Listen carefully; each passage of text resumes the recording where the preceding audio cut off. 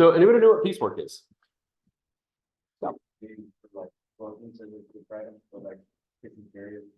Yeah. Yep. Yeah. If your pay includes getting paid by completing something or filling something or doing a unit of something, you know, over and over and over, the number of things that you do or complete, that's piecework. I know it's not a super common thing anymore, but like when I was a kid, my friends had paper routes. Is anybody familiar with that kind of work where you deliver newspapers to people? That was a piecework type of job where you get paid per delivery that you make on that. When I was in high school and college as well, I also, after my first terrible job, I ended up getting a job as a pizza delivery person in the town that I worked in when I was growing up in Salem. And that was so much better. Pizza delivery, I actually enjoyed that because I got paid to drive. And there was an element of piecework in that job. It was mostly just hourly rate. You know, you get tips as well from when you deliver pizzas, but the piecework part of that job was every delivery I made, I got like 35 cents from the company to help like pay for gas and car maintenance or whatever, which is not nearly enough money to cover the cost of me operating my own car. But it was an element of piecework. Every delivery made was like 35 cents back to me. So if you do a certain amount of tasks or you know, whatever it is, and you get paid per task or whatever the task is, that's piecework. Sometimes you get an hourly rate along with piecework, everything you complete. Sometimes it's just straight, you only get paid for the things you do. So have you ever been paid per item? So Josh had a job collecting signatures of a friend's mother who wanted to run for mayor. The candidate told him he could earn $8 per hour or, not and, or work on a piecework basis of 80 cents per signature. So you have a decision to make at that point. How many signatures would you need to get every hour to beat that rate?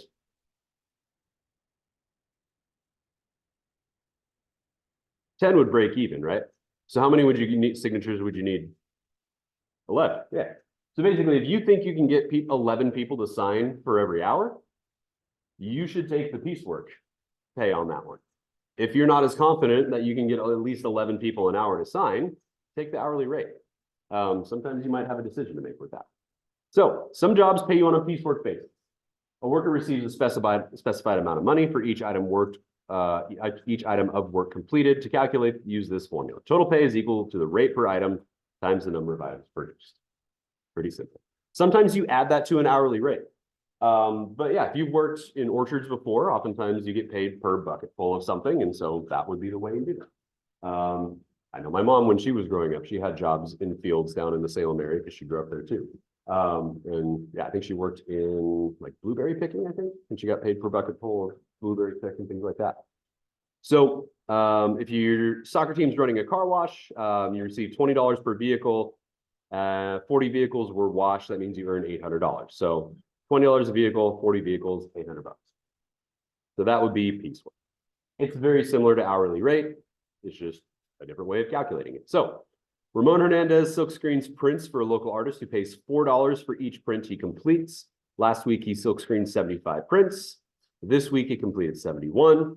What does his pay each week? So the rate per item is what? $4. All right. So put 4 in for each of these because that's not going to change. So the rate is the same. Finish up that line underneath there. The answers used to be there, but I figured I'd cut them out. There we go. All right, so $4 per item. And if you want to put the dollar sign, you can. If you want to leave it off, you can when it's in the table. Just make sure in your answer you use the dollar sign. Number produced, though, don't use the dollar sign for number produced because these aren't dollars. These are how many were produced. So last week, how many were produced? 75. This week, how many? 71. All right. So if we get our calculators out, we're going to multiply 75 times 4, which is 300. Okay. So $300 earned last week, and this week, $284. Good. So the total pay is what? From last week and this week. $584. There you go. So it's the same math we've been doing the last few days. It's just a different form of the type of math that we got. So get that written down. We'll turn the page and we'll move on to the next assignment or next question. By the way, tomorrow's lesson, we're going to be using graphing calculators because there are some cool things that those do that the scientific calculators won't. We don't need them today, but we'll get into them tomorrow. All right. Work on 1 and 2 here real quick. I'm going to give you like 30 seconds to do both of them. So I don't think it should take very long for that.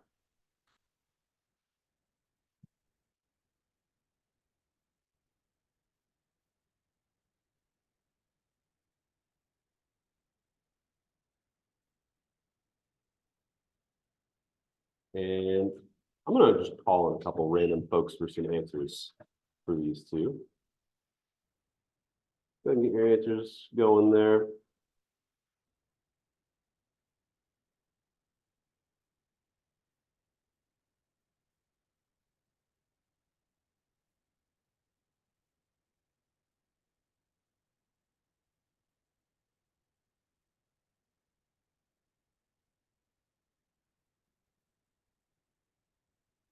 All right.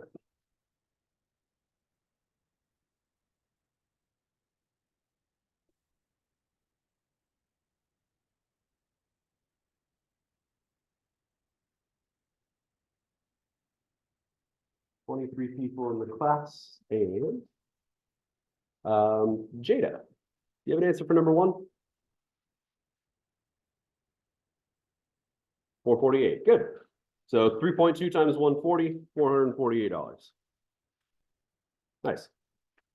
Let's see. For the second one, that is going to be Ronnie. Was it 224 and how many cents? Was it 0.1 or was it 0.01? Was it 0.01? 0.1. Okay. So 224, right? And then how many cents?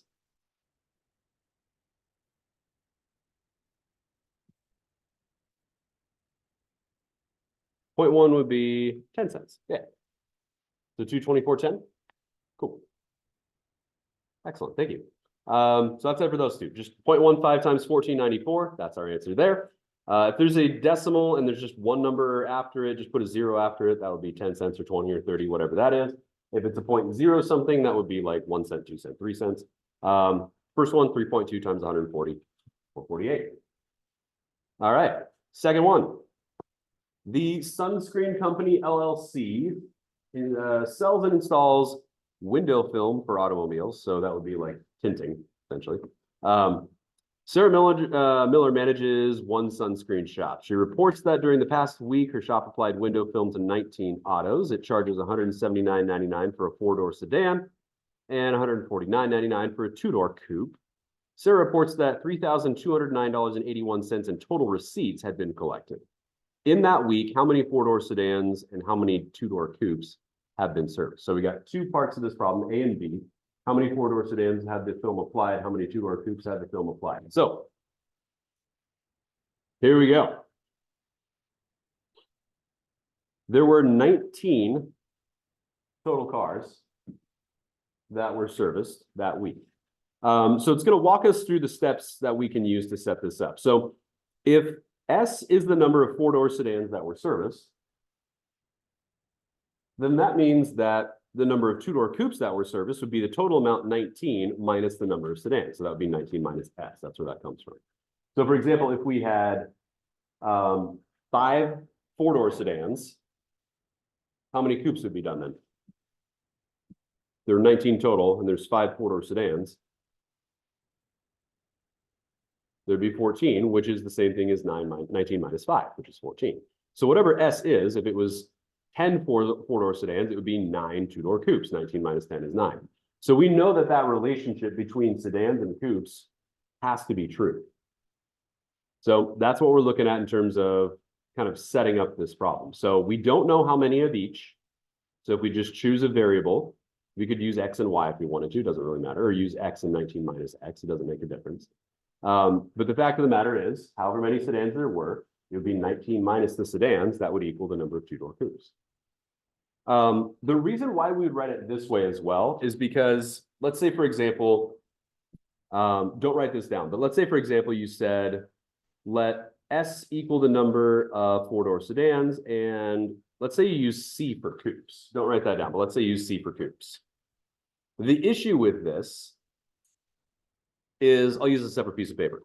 Because this is what I usually would do when I was in high school. I'd be like, okay, I've got one number of one thing, I've got one number of another. That's two variables, right? That makes sense that you could use two variables, and you could.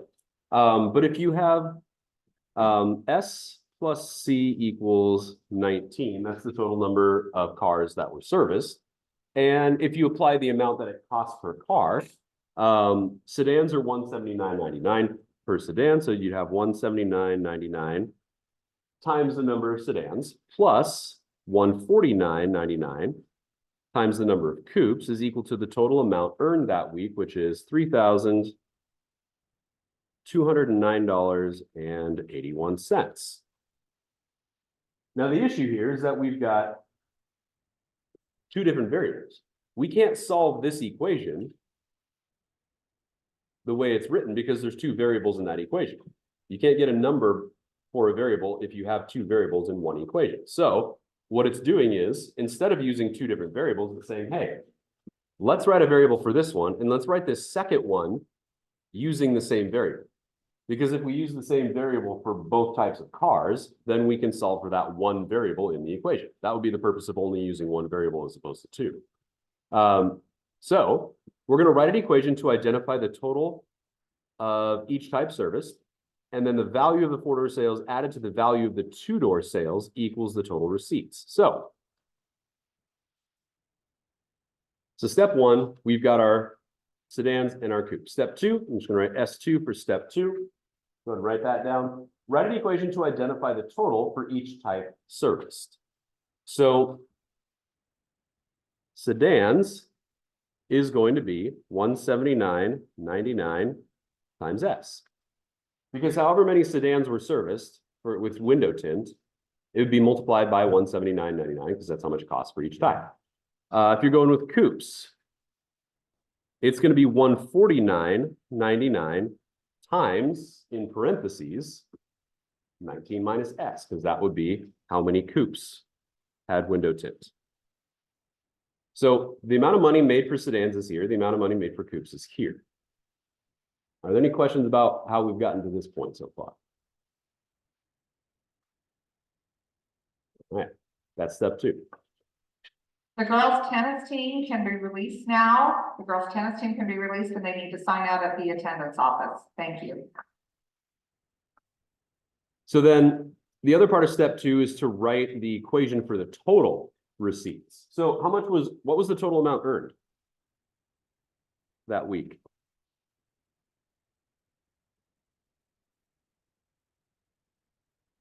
Yeah, $3,209.81. So it says the value of the four-door sales, $179.99 S, added to the value of the two-door sales, $149.99 times 19 minus S, equals the total receipts, $3,209.81. So the equation we're going to write is $179.99 S plus $149.99 times 19 minus S equals the total amount of money earned that week, $3,209.81. And the third step is going to be solving that equation. So everything we're doing right here, this is all algebra 1 stuff, but if you have traditionally had some struggles with solving equations, this is going to be good practice for you. So again, the major difference between the previous equation that I wrote using S and C is that we only have one variable here, which means we can solve for that variable because there's one variable. It's the same variable twice. So what should be the first step in solving this equation?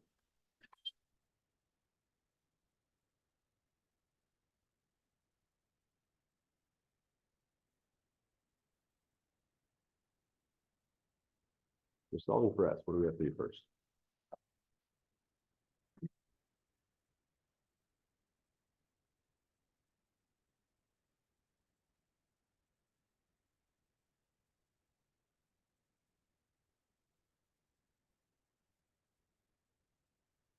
I'll call it something.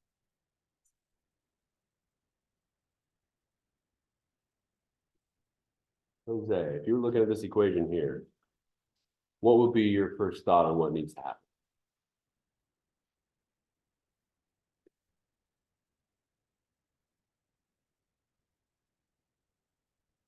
Okay. This one doesn't have parentheses, right? But this one does.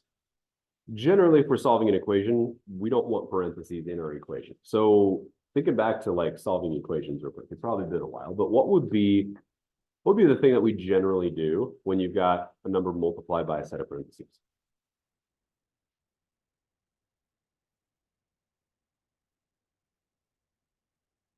Yeah, multiply by both things in the parentheses. That's the distributive property. Exactly. Nice. So we're going to take our 149.99, we're going to multiply by 19, and we're going to multiply by the negative s. So distribute the 149.99 to get rid of the parentheses here. So our second line, 179.99s, will remain the same. Plus, I need Esteban. What is 149.99 times 19? 149.99 times 19.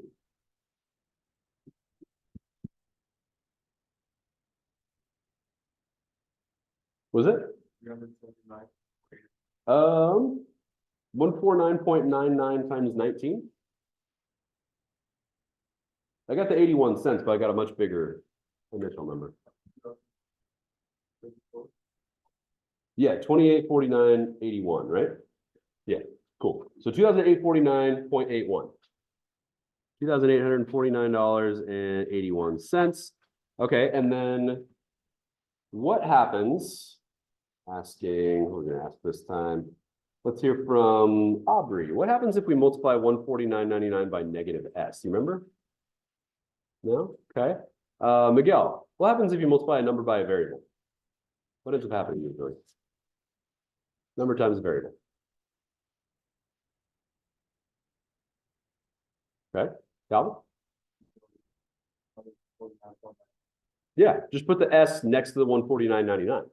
And because it's a negative s, it'll be negative 149.99 s. So multiplying a number by a variable just squishes the number and the variable together. If it's a negative times a positive, it becomes a negative. If they're both positive, keep it positive. If they're both negative, make it positive. But if it's one of each, positive and negative multiply together, it becomes a negative. All right, equals $3,209.81 total. Okay. Let's see. What should happen next? So right now we've got 179.99s plus 2849.81 minus 149.99s. Answered. Let's go to Maya. What do you think needs to happen on this side of the equation?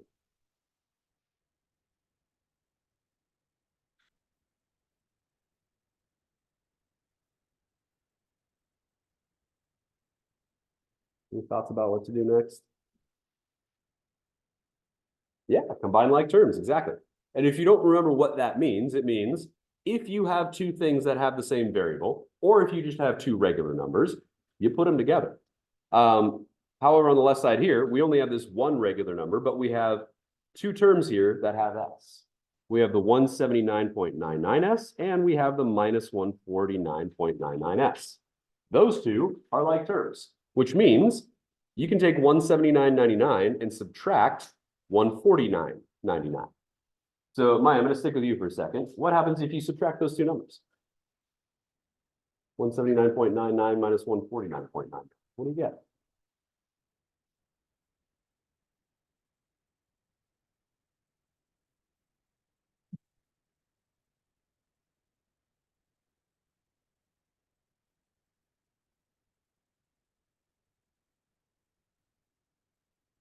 $30. Yeah. And they both have the variable still, so it's going to be 30s. So we got 30s plus 2,849.81. So the two numbers with s go together to be equal to 30. Subtract those, you get 30. 2849.81, nothing changed with that, so that stays the same for now. Equals 3,209 81. All right. Next, let's go to the same numbers. Tiffany. So right now, we've got ourselves an equation. We have our variable. It's been combined here. We have a regular number here. We have a regular number on the opposite side. In algebra, what is generally the next thing we need to do? Solve for S.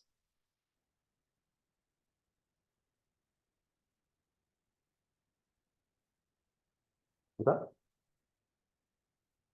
Sorry, one more time.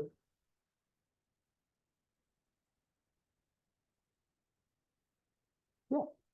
So remember with algebra, so she's saying subtract the 28, 49, 81 from both sides. I agree with that 100% because when you're solving for an equation, the thing with the variable needs to be by itself on one side of the equation, and all the regular numbers without the variable need to be on the other side. So we're going to take our 28, 49, 81, subtract it from both sides.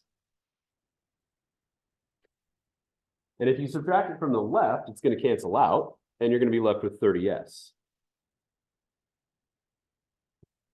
If you subtract 3209.81 minus 2849.81, what do you end up with? You have that, Tiffany? Have you done the subtraction? Go and type it in real quick. See what you get.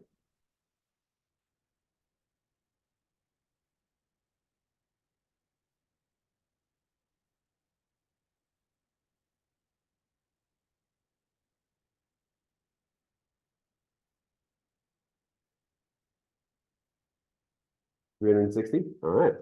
Exactly, right?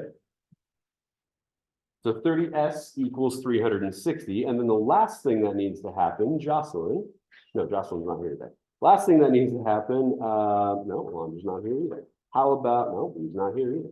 How about Paula? What's the last thing we need to do? Yeah, divide by 30 on both sides. And what's 360 divided by 30? 12. S equals 12. What does that mean, Paula?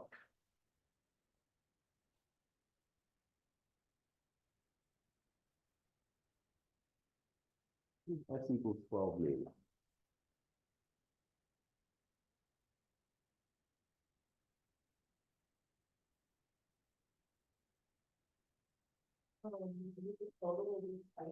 Go back to step 1 real quick. What does it say that S is? Number of, wait, for S by itself? Number of four? Yeah, so 4-door sedans, S, that means there were 12 sedans. So 12 sedans, that's part of our answer. 12 sedans got window tinting, which means that, Calvin, how many coupes? 7 coupes. There we go. 12 sedans, 7 coupes. If there were 19 total cars and 12 of them were sedans, that means the remaining 7 had to be coupes. There we are. So now you've got yourself a nice roadmap for solving questions like this. You'll have at least one of these on your assignment. So hopefully you have that written down. Any questions on this before we look at our last 2 examples? Okay, flip it over. These are both very similar. So we'll go ahead and do 3 together. I'll have you do 4 on your own or with a partner. And then we'll call it a day because there's nothing on the very back. So here we go. Copy center charges 8 cents a page for machine-fed copies and 20 cents per page for hand-fed copies. I don't know why there would be a difference between having the machine do it versus a person. This was done a long time ago. Maybe copies were done differently then. I don't know. If Logan Kaminsky's bill for 80 copies of his movie script is $13, how many copies of each type were made? So the best way to work on a word problem, in my opinion, is to write out the information first from the paragraph. Because there's nothing more annoying and beyond annoying, there's nothing more challenging than always having to go back to the paragraph over and over and over. Where was it? I don't know. So if you pick out the information and you just write it out as a list, that's a really good way to get started. So we know that machine fed.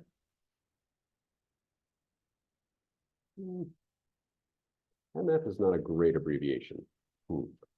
So how about machine?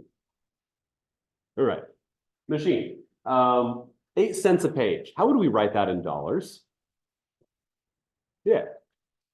So 0.08 per copy. So 8 cents a copy in terms of dollars. Make sure we write these in terms of dollars. Machine versus hand. Okay, hand fed. What would we write that as a decimal in terms of dollars?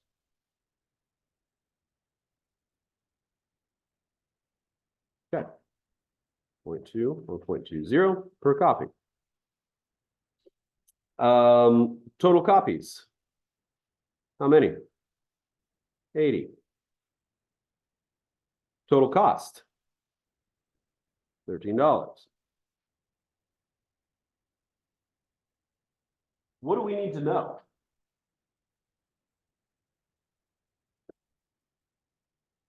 How many of each type? So that means we have to write another line for machine and another line for hand, but this time it's not price per copy, it's number of copies, right? So number of machine copies. What do we want to call that? That's not a D, that's a CH. Sorry, that did not. Oh, well, there we go. Number of machine copies. Do we know how many? No. So what can we write for that? X, sure. Classic variable. Number of hand copies. This is where we don't want to create a new variable.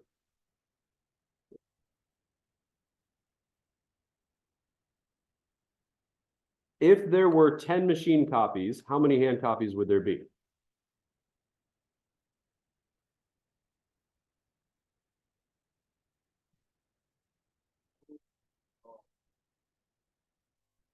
There would be 70 because there's 80 total. And what math did you do to get 70? 80 minus 10. So number of hand copies would be 80 minus X. There we go. Kind of like S and 19 minus S on the last problem. This is X and 80 minus X on this one because there were 80 copies. However many machine copies there were, you take that away from the total of 80 for the hand copy. Not creating a new variable makes these problems a lot simpler. So here's all of our information. Now we have to write ourselves an equation. Now the equation, just to help you get started on this, the equation will include the 8 cents a copy for machine, 20 cents a copy for hand. It will not include total amount of copies. We've incorporated that into one of our numbers of copies, which is in the hand copies. It will include the total cost, it will include the number of machine copies, and it will include the number of hand copies. So things that we're going to use in our equation are those things there. We will not use total copies in the equation. We only needed total copies so we could write an expression for the number of hand copies. Now, if we had come up with a separate variable for hand copies, then we would have needed total copies, and then we would have written 2 equations, and we would have solved a system of equations, which is a lot more complex than this needs to be. So let's go ahead and write ourselves an equation. I'm going to do a line right here just to separate out the work a little bit more, make some organization on this. So when you're working on a word problem, again, I cannot emphasize how important it is and how much nicer your life is when you list out the information off to the side, as opposed to just trying to come up with an equation based on the paragraph. Right? Getting things out in a nice, orderly manner in a list makes things a lot more understandable.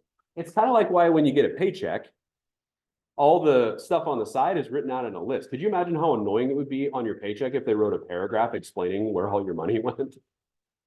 That would be super irritating. I like the fact that it's just a list. Besides, this isn't a language arts class. We're not writing essays. We're dealing with numbers. All right. I don't want to write a paper. I want to do a math problem. So, what's our equation here? By the way, writing the equation, listing out the information is not usually the hardest part. Coming up with this number of hand copies, not easy. Writing the equation, though, in a word problem is usually the most challenging part, because if you don't write the exact correct equation, you're not going to be able to get the exact right answer. So, think about how we wrote the last equation. If you need to reference it real quick, flip back to the last page, see what we did for that. But what do you think we should write for our equation? Any thoughts on that?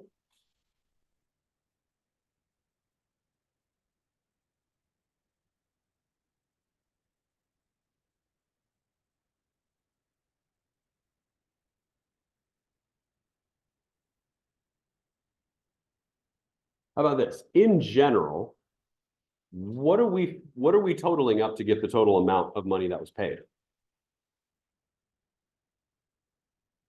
Without using anything over here. If you're just to explain to me, what do we have to put together to get that $13? What are we putting together? Yeah, the cost of the machine copies versus the cost of the hand copies, right? So we're looking at cost of machine plus cost of hand equals total cost, right?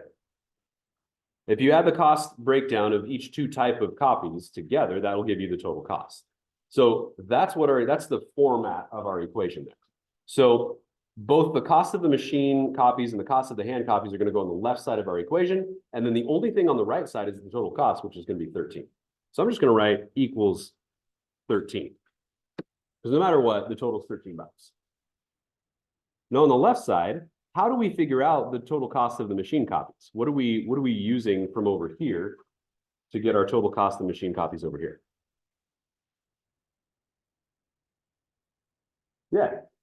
The total cost of the machine copies is going to be the number of machine copies, X, multiplied by the cost per machine copy, which is 8 cents. So this will be 0.08X.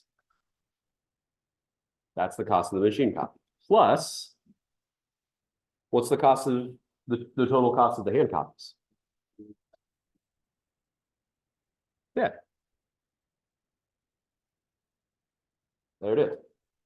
The number of hand copies, 80 minus X, times the cost per hand copy, 0.2.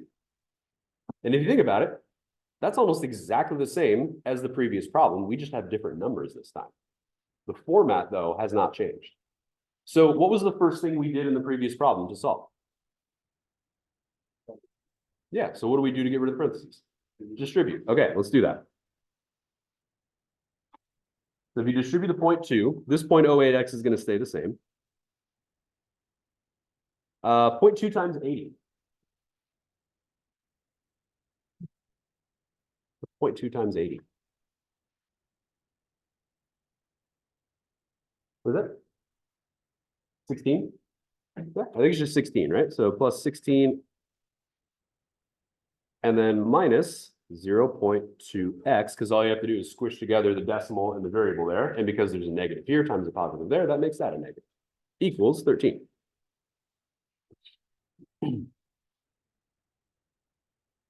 What's that? Combine like terms. 0.08 minus 0.2.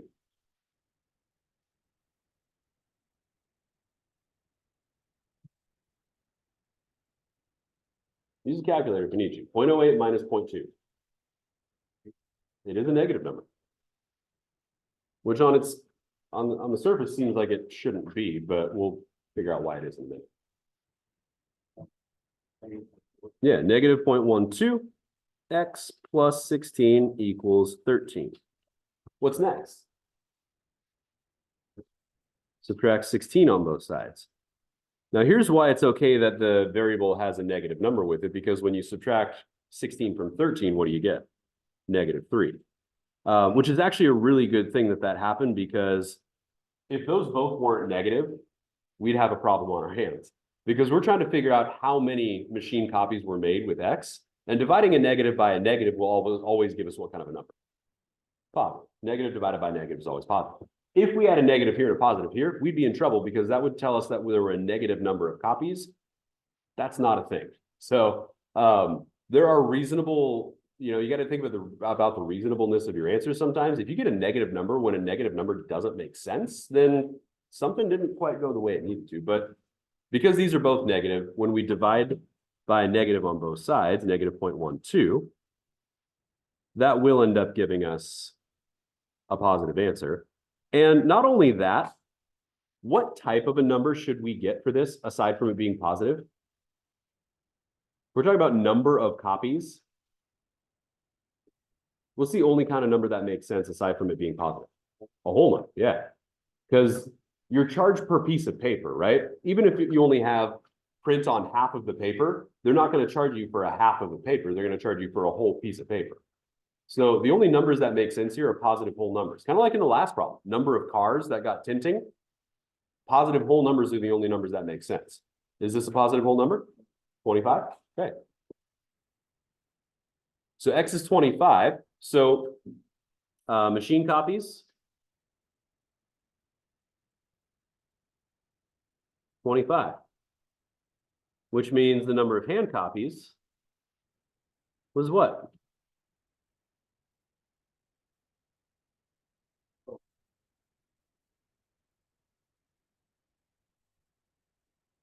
55. There we go. I want you to do number 4, either on your own or with somebody right near you. If you want to work with someone, that's totally fine. But these are very similar to what we just did. So take 5 minutes. At 11:37, we'll check back in. We're gonna have a lot less time to work today, which is okay. The assignments that you get aren't super long.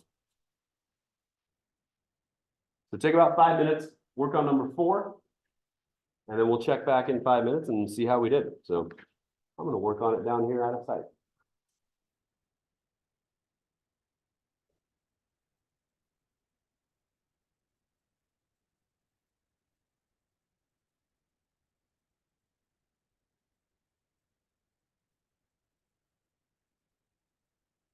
Oh my gosh, she's not charging enough. Oh, Colby, did you want to? You good? Okay.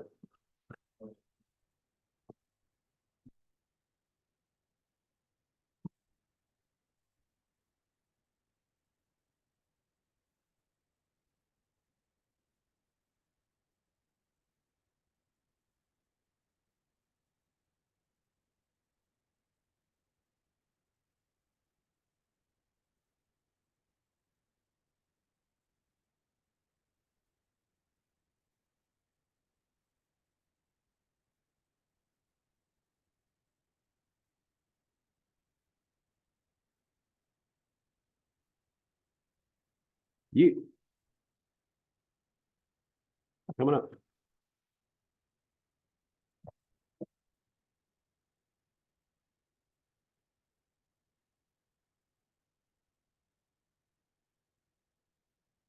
Mhm. Yeah. So understand how you got that 8 minus that, but does it say there were 8 total? No, it's a good. It's 8 million. So there's actually 8 more of these than there are. So it's what? Yeah. Yeah.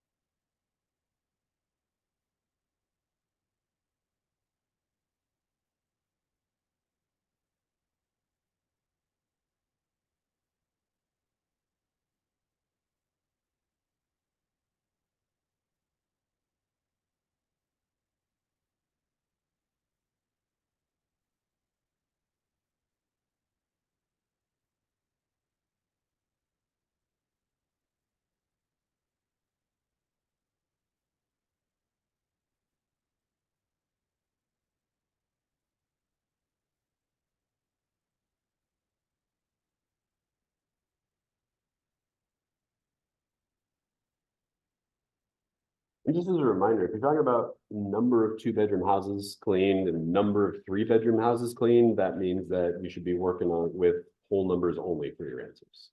Positive whole numbers.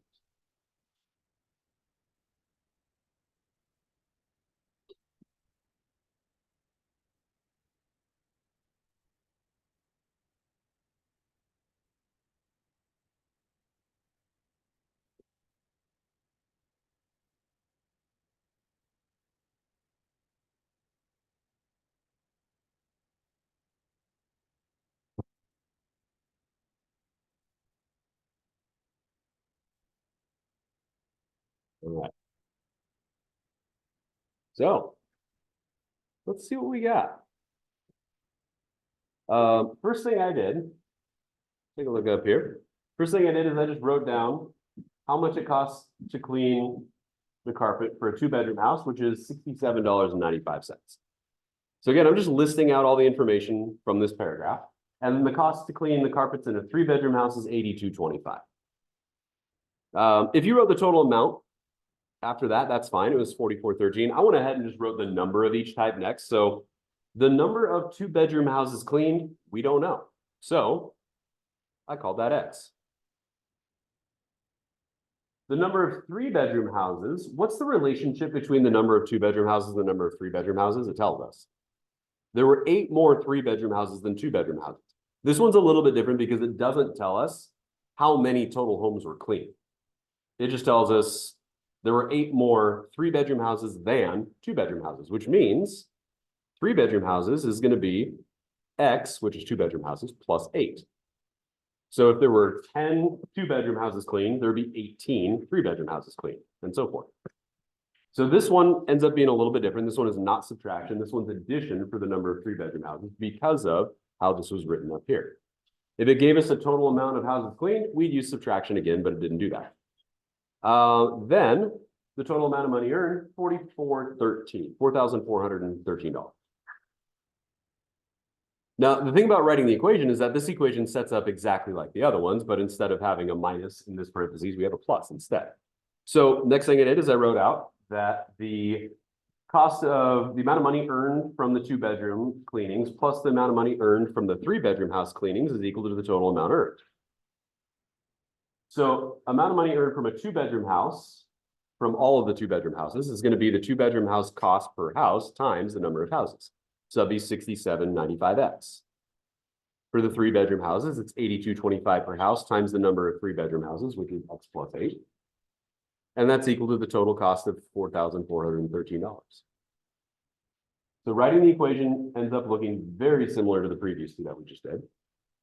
We'll distribute the 82.25 to the x and the 8, and that gives us 67.95x, nothing changes there, plus 82.25x, just put the x and the number next to each other. It stays plus this time because there was no minus in here. And then multiply 82.25 times 8, and you get 658. Now, I actually did 2 steps to get to the next line. I knew that I was going to have to subtract 658 from both sides anyway, so I did that. And I added the 2 like terms together at the same time. You're welcome to do that too. So I got 150.2x when I added the x values together. And then I subtracted 658 from both sides, which gives me 37.55 on the right. So I just did both of those things in one step. Which means we have 1 step left to solve for x, and that's divide both sides by 150.2. So what is our value of x? I'll just ask that. Anybody have it? 25. Good. X equals 25. And since x relates to the number of 2-bedroom homes cleaned, that means that there were 25 2-bedroom houses cleaned, which means there were 33 3-bedroom homes cleaned. You got it. How many houses in total?